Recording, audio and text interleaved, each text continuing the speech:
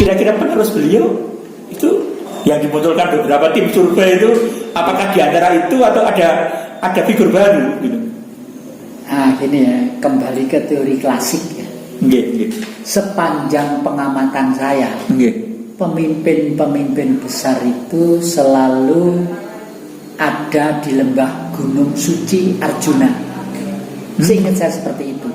Karena bumi ini ada tulisan alam yang ditulis oleh Sang Maha Pencipta yang tidak ada di muka bumi. Di seluruh dunia ada sungai yang bentuknya kalau dilihat dari utara angka 6, kalau dilihat dari selatan angka 9.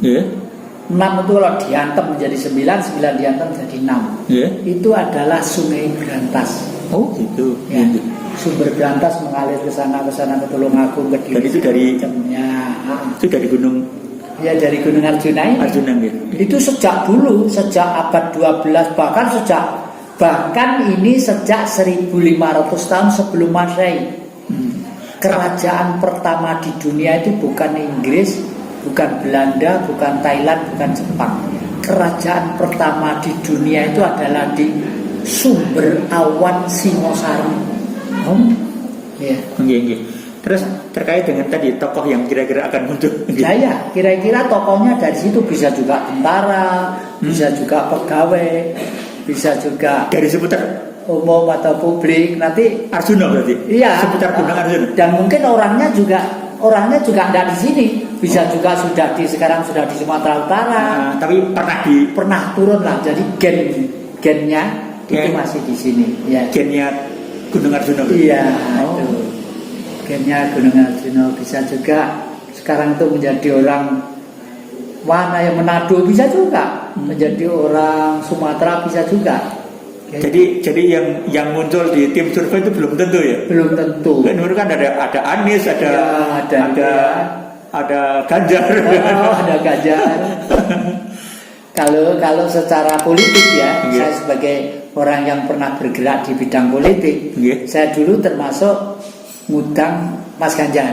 Oh gitu. Waktu itu ya, terus terang aja subjektivitas saya adalah karena beliau itu sangat satu orang Jawa Tengah yang markasnya nasionalis, tapi sampai sekarang tuh kok takut bilang marxisme itu kok takut. Ganjar nggih. Iya. Itu lalu saya mundur pelan-pelan, Karena ya itu tadi Trisulawandonya ya marxisme itu. Bahkan kitab-kitab suci itu isinya ya marxisme itu sebenarnya. Hanya itu kitab suci itu praktek politik ribuan tahun yang lalu. Lah praktek politik di era digitalisasi, di mana zaman sudah modern, ya sudah harus relevan dengan zaman, ya harus dengan itu.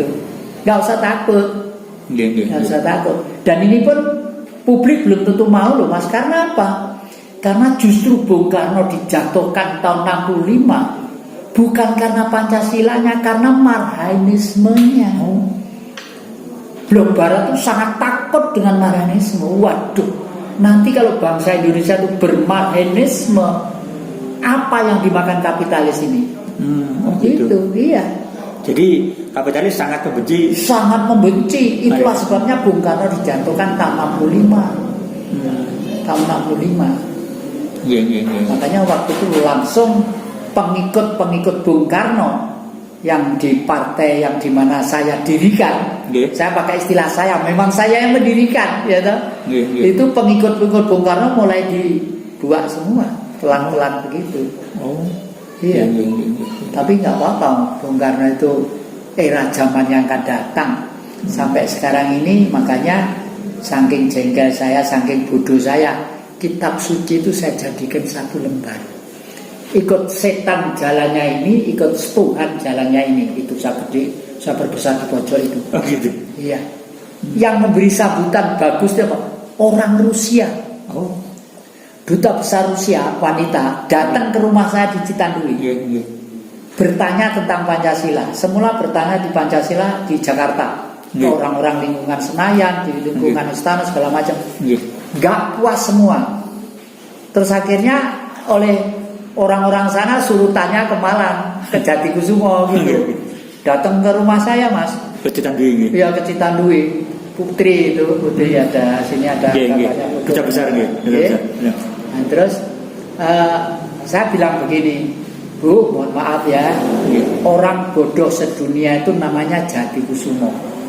Orang paling konyol orang sedunia namanya Jatikusumo. Saking konyol dan jengkel saya, kitab suci itu saya membuat sendiri untuk zaman yang baru. Hanya 1 lembar saya kasihkan dia. Ini, ikut Tuhan jalannya ini, ikut setan jalannya. Dibaca sebentar, terus sebentar. Loh, ini yang benar, ini yang benar. Saya di ruang tuh tidak semua lama diambungi gitu ya. Oh iya. Unik gitu. Iya. Tapi ya itu Mas. Mungkin kalau ada 10 orang yang 1 bisa paham itu sudah istimewa. Karena saking gampangnya, dianggap alah kitab suci kok pengen tahu Tuhan belajar semenit sudah tahu. Memang prinsipnya begitu. Tuhan tidak mungkin mempersulit umatnya. Umat sulit karena kita sendiri yang banyak memakelari tentang Tuhan. Terus tadi Pak Jati kan cerita soal Ratu Kidul gitu. Itu saya jadi ingat seperti Raja Jogja, Kesultanan Jogja, itu juga konon punya hubungan khusus dengan Ratu Kidul. Iya, makanya membuat Sanggabuana. Di Solo juga membuat Sanggabuana. Jadi banyak kerajaan yang memodel begitu. Dan saya kenal baik dengan mendiang Hamengkubuwono ke-9. Bapaknya Habib yang sekarang. Bapaknya yang ke-10 ini ya.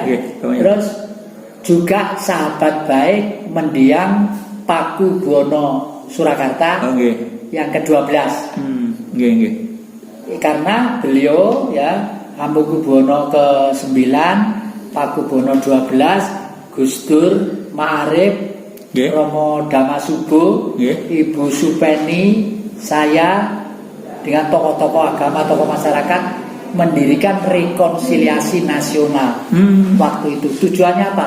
Memperingatkan Orde Baru bahwa sudah terlalu nyimpang untuk melaksanakan cita-cita kemerdekaan. Terus waktu itu tahun berapa ya? Iya, itu tahun 98. Pak Harto masih kuasa kok. Oh, Gus Dur masih ketua PBNU ya? Iya, ketua PBNU. Ya, terus pada waktu dan Hamengkubuwono mendiang yang ke-9 itu kalau ke Blitar itu tidurnya di rumah saya. Oh gitu. Di Istana Gebang sana. Habis 9 Ya di rumah Bung Karno lah. Pada waktu di rumah Bung Karno. Pada waktu di ruang kesenian, beliau itu ya duduk santai gitu seperti orang umum gitu. Habis 9 Habis 9 terus saya itu dekat. Nuwun sewu nggih sinuwun gitu. Wonten napa jeneng Kanjeng. Nuwun sewu nggih, orang Jawa Timur umumnya itu kan masih kerabat dalam Solo. Karena zaman Pangeran Diponegoro ke timur dulu berjuang, itu terus anak buahnya itu meninggal di tempat-tempat sampai ke daerah Banyuwangi sampai ke Lombok. Tapi nuwun sewu, termasuk saya, sinuwun, sehari-hari kalau pakai pakaian Jawa itu kok seneng pakai pakaian ala Jogja. Saya bilang begitu. Beliau bilang apa? Enggak betul. Kenging nopo sinuwun? Sejarah Jogja dan Solo itu sudah selesai. Sudah waktunya bergeser ke Jawa Timur kembali. Beliau mendikan seperti itu.